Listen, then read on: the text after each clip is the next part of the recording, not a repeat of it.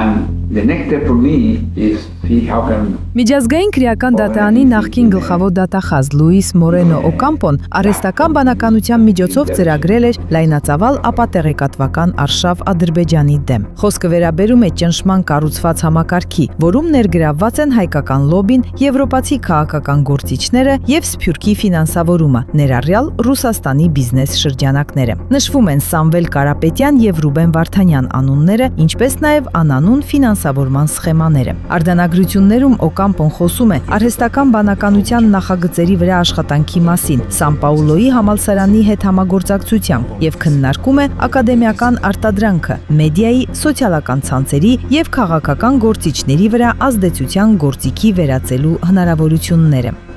Estamos usando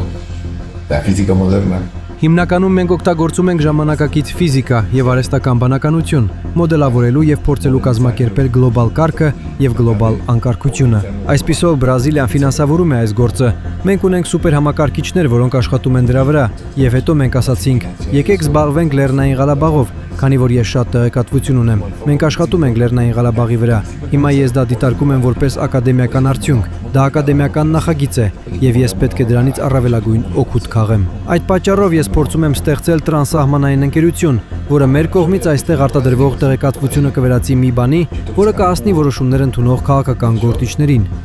Estoy tratando de armar una compañía.